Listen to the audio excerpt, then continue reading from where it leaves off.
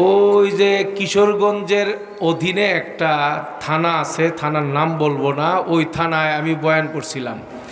বয়ানের পরে ওই থানার যিনি সাতপন্থীদের লিডার, উনি আমার কাছে ওনার আপন ভাইকে পাঠায় বলছে, হুজুরকে বইল আমাদের ব্যাপারে খারাপ ধারণা যেন না রাখে, আলেম ছাড়া আমরা যাবো কই, মসজিদে এটার কি বলে, নামাজের মাসলা, ওজুর মাসলা, গোসলের মাসলা, জাকাতের মাসলা, ব্যবসা বাণিজ্যের মাসলা, এগুলো সব আলেমদের কাছ থেকেই তো আমাদের শুনতে হবে, জানতে হবে।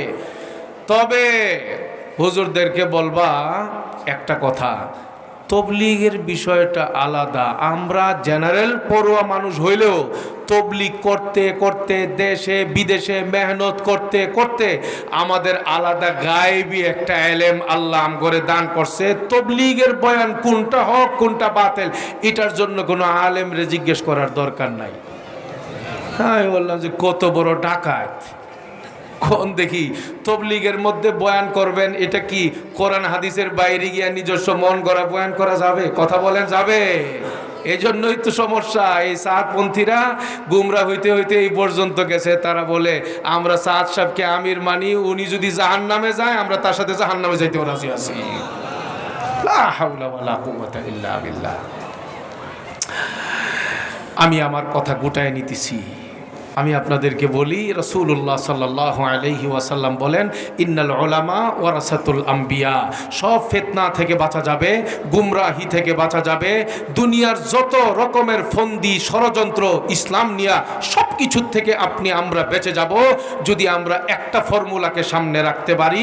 নবীজি যেটা বলেছেন, এলেম ওয়ালা, যাদের সিনায় আলেম আছে, যাদেরকে আলেম বলা হয়, যাদেরকে আলেম বলে স্বীকৃতি দেওয়া হয়, যাদের মাথায় আলেমের পাগড়ি পরায় দেওয়া হয়, যাদেরকে ওলামায়ে কেরাম আলেম বলে স্বীকৃতি দেয়, এই সকল আলেমদেরকে মানতে হবে।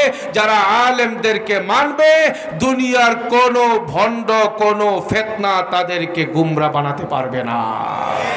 এজন্য আলেমদেরকে মানবেন তো ইনশাআল্লাহ, আলেমদের সঙ্গে থাকবেন তো ইনশাআল্লাহ। আলেম যেখানে আমরাও, আলেম নাই যেখানে আমরাও নাই, এই সিদ্ধান্ত নিতে পারবো ইনশাআল্লাহ। বাস কথা এটাও রাখেন, ইয়া আইয়ুহার রাসূল বাল্লিগ মা উনজিলা ইলাইকা মির রাব্বিক ওয়া ইল্লাম তাফআল ফামা বাল্লাগতা রিসালাতা ওয়াল্লাহু ইয়াসিমুকা মিনান নাস ওয়াল্লাহু লা ইয়াহদিল কওমাল কাফিরিন।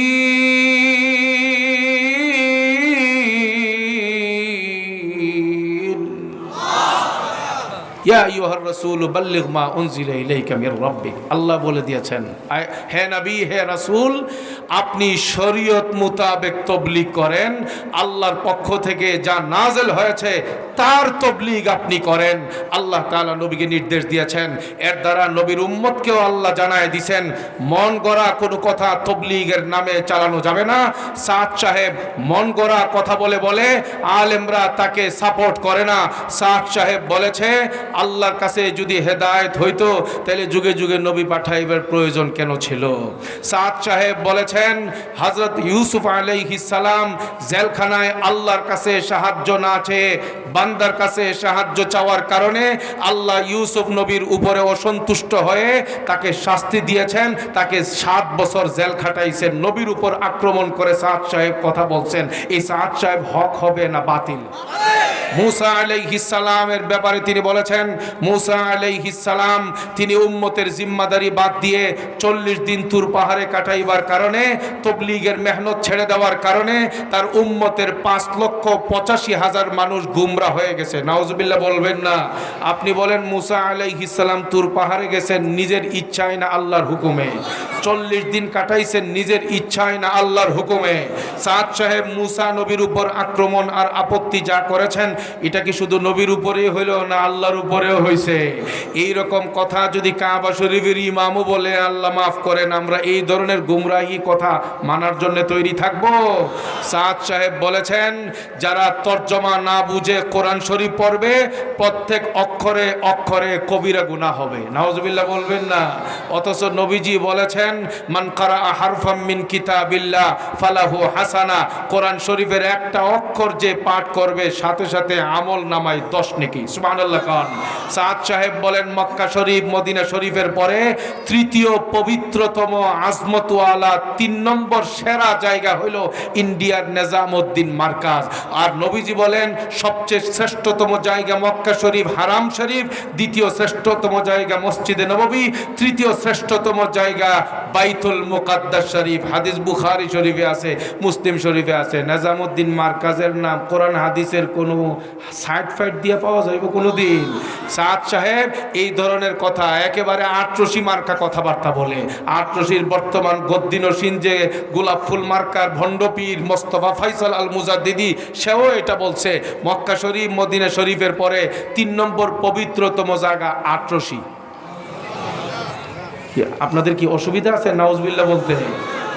এই সাদ সাহেবও এই আটরশির এই গদ্দিনসীন পীরের মতো এই সব কথা বলছে। বলতে বলতে সাদ সাহেব বলে, কেউ যদি ক্যামেরাওয়ালা মোবাইল পকেটে নিয়ে নামাজ পড়ে তার নামাজই হবে না। কোন মুফতি সাহেব যদি বলে নামাজ হবে, ওই মুফতির মাথা ইহুদিদের কাছে বিক্রি হয়ে গেছে। বলতে বলতে এই 18 সালের আওরঙ্গাবাদের ইস্তেমায় তিনি বলেন আল্লাহর নবী যখনই বিয়ে শাদী করতেন খেজুর আর পনির দিয়া উনি ওই অলিমা করতেন। হযরত যায়েনব রাদিয়াল্লাহু তাআলা আনহার বিয়ের সময়ে তিনি রুটি আর গোশত দিয়া অলিমা করেছেন। এর দ্বারা বোঝা যায় নবী নিজেই নিজের সুন্নত ছেড়ে দিয়েছেন। নাউজুবিল্লাহ বলবেন না? এইভাবে আপনাদেরকে শতর উপরে বয়ান তার দেওয়া যাবে, যে বয়ান এখনো তিনি চালায় যাইতেছেন। কোরআন বিরোধী, হাদিস বিরোধী, সাহাবা বিরোধী, নবীর উপর আক্রমণ, সাহাবাদের উপরে আক্রমণ, এমনকি আল্লাহর ব্যাপারেও তার আপত্তিমূলক বক্তব্য একের পর এক দিতে দিতে তবলিগের ব্যাপারে গবেষণা করতে করতে কোরআন হাদিসের বাইরে গিয়া সে বলে নামাজ মসজিদ কা এক জমিনি আমল হে। সাদ সাহেবের হুবহু বক্তব্য। সাদ সাহেব বলেন মসজিদের মূল কাজ নামাজ না, নামাজ হইল মসজিদের একটা প্রাসঙ্গিক আমল, মসজিদের মূল আমল হইল মাশওয়ারা। নাউজুবিল্লাহ বলবেন না? এই জাতীয় পাগল ছাগলের বক্তব্য যেই ব্যক্তি দেয়, সেই সাদ সাহেবকে বিশ্ব আমির তো দূরের কথা, আপনাদের গাওয়ার মসজিদের ইমাম বানাইবেননি। তাইলে বাংলাদেশে উনি আসবেন আর আমাদের সকলের ইমান আকীদার 12টা বাজাবেন, এটা আমরা আমাদের জীবন থাকতে কোনোদিন এটা হতে দেব? সাদ সাহেবের ব্যাপারে পরিষ্কার কথা, বাংলাদেশে সাদ সাহেবের গাড়ির চাকা চলতে দেওয়া হবে না, হবে না, হবে না, হবে না।